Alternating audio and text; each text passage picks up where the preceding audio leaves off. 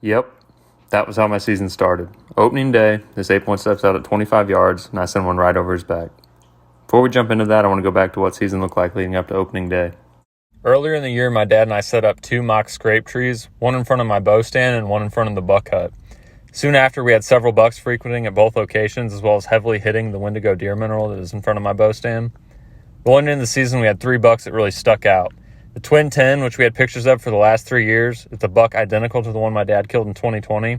A buck we had on camera at the end of last year, which earned the name the Sheriff due to his territorial behavior, as well as another 10-point we called Hightower.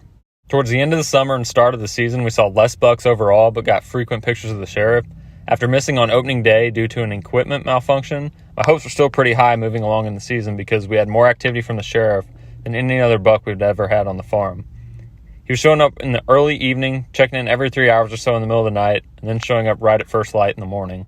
On September 22nd, we got our first encounter with the Sheriff.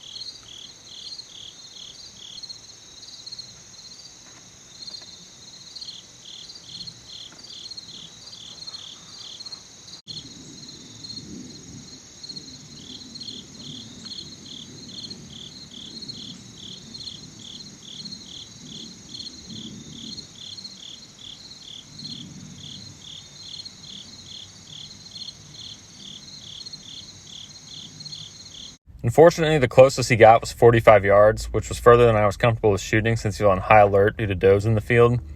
I also was hopeful that he'd eventually work closer since he had been frequent at the Wendigo deer mineral and mock scrape. After heading up to the plot the does were in, pushing them off of his turf, he started working perfectly down the tree line towards my stand. Due to the cover of the tree next to my stand, this would be a perfect ambush surprise shot. He kept walking down, 50 yards, 40, 30, then he turned in the woods and walked behind me with not enough light left to shoot. With high confidence, we looked forward to meeting up again. Just 5 days later, on September 27th, he came out across the field and walked the same exact line he followed during the previous encounter, this time with no shooting light left.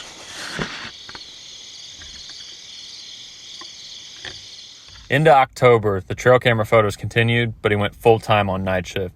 Oddly, he picked up a companion, a younger 9-point, that he sparred with often. Deer activity on our farm came to a halt as the acorns started dropping and deer had a surplus of food from the cover of the woods. I kept spirits high and opted to look for the opportunity to harvest a mature doe. On October 19th, I got what I was looking for. As I was sitting in the stand, all of a sudden out of the corner of my left eye, I saw a couple of does walking right below me at 10 yards. With no time to react without risking being spotted, I had to wait until they walked past me to stand and grab my bow. By the time I get my bow, the bigger of the 2 does had circled in the woods behind me while the younger doe continued to feed in the food plot and mineral in front of me. I ended up drawing on the big doe twice in the woods, unable to get the camera around the tree far enough to capture it on film. Each time I drew, I had limbs blocking her vitals. She eventually worked out of sight. While the younger doe continued to feed, I eventually heard footsteps working back towards my direction. Through the leaves to my left, I knew the doe was walking perfectly into my ambush.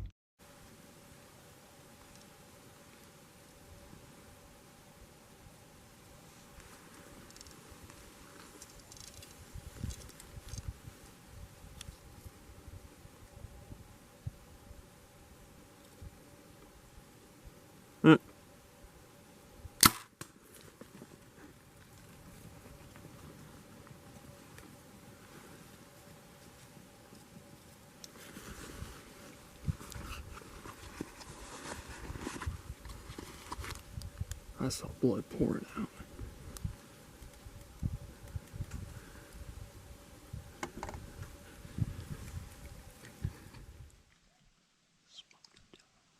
After getting down, things got a little hectic. My dad and I couldn't find the arrow and we had minimal blood to track from.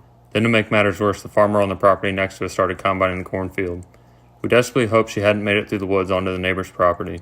Luckily, my dad was hunting nearby, so he was able to see where she ran to. He said he thought he heard her crash just inside the woods. So with no arrow and no blood, we began grid searching where my dad last saw her. Dad worked up the field and I worked down back towards my stand. I quickly found her piled up in the woods with a hole through both lungs. At this point in the season, the sheriff had practically disappeared. There were a couple of pictures the night of and the night after the corn was taken out. I suspect this really messed up his routine.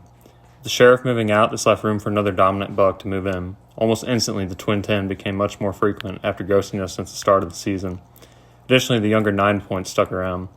While I wasn't as obsessed with these deer, I still would have gladly taken either one of them. At the beginning of November, we also got a few videos of a new 10 point we hadn't seen before. At first glance, I thought it was the twin 10 until I ended up taking a closer look. Almost immediately after showing back up, the twin 10 busted off one of his brow tines. The 9 point also managed to break off an entire antler at the base. At this point in the season, I began to question what it might hold. By this time last year, we had already seen several bucks and Dad had killed his 10 point. I anxiously anticipated the start of rifle season. The weather forecast was looking phenomenal, so I had high hopes that a buck might be cruising through looking for a doe. On the second morning of rifle season, my dad and I were caught off guard by a buck slipping the corner of the food plot in front of my bow stand. In a panic, we rushed to get the windows open and glass on what the buck was. Luckily, the buck walked right in front of a trail camera to help capture the moment because there was no time to get the camera rolling before he crossed into the woods. My dad threw out a grunt call to stop him before I could even get my gun in hand. I put it up through the window, steadied. What it was? I just saw a big crab. Yeah. That was so quiet. I've never shot this without ear protection. Well, wasn't no video on that shit. It just went. I thought he was gonna start coming this way, like when I grunted at him. He stopped, and then like he turned even more, like I thought he was gonna come this way. But it held him. And I took a while too. I'm like, fuck. I just wanted to make sure I was good and on him. So I didn't need the $20 grunt call. That was a good.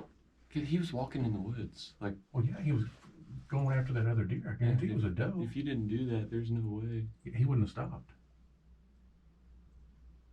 Fuck yeah. Oh my god. Deer down, big deer down. I fucking love this gun.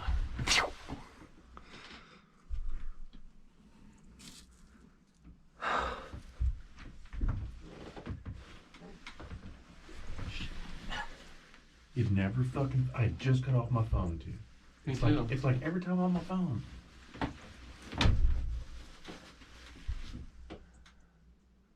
And here he just fucking pops out. I mean, that literally sounded like a fucking 22 going It on. did. So quiet. I'm like, buck. All right, close that pneumonia hole.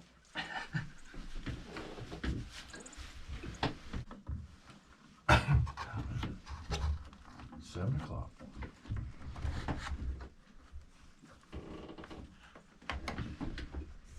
Okay, well, here's what we're gonna do.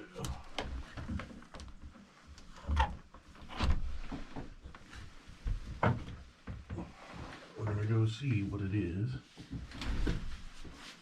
and then we're just gonna come back up here and sit for a little bit.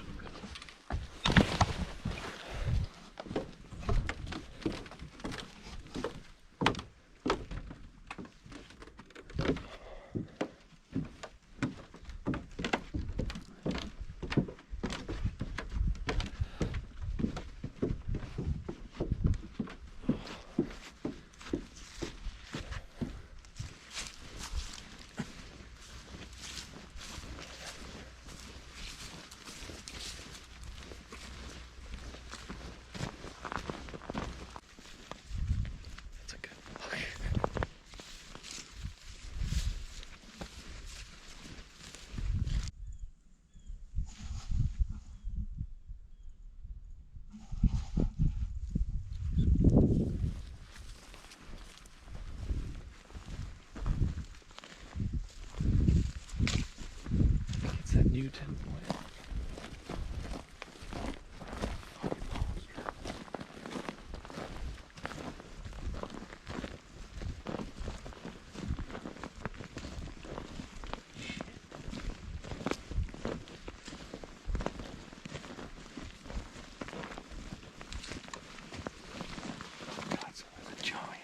Yeah, that's that new 10 point that just showed up. Holy fuck. That's fucking awesome. Huge. He's got a little mass too.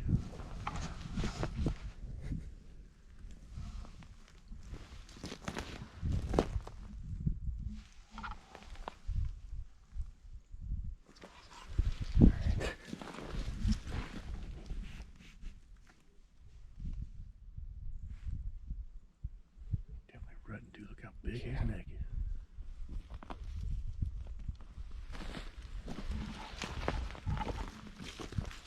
My goodness, look at this. Yeah, little bird.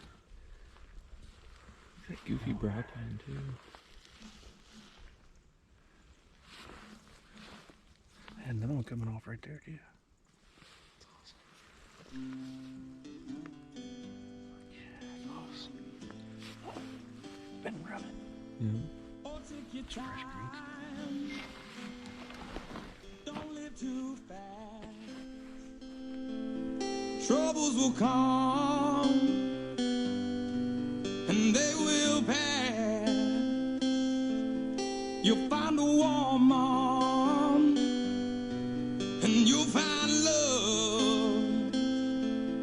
And don't forget that there is a someone up above. And be a simple kind of man. Be something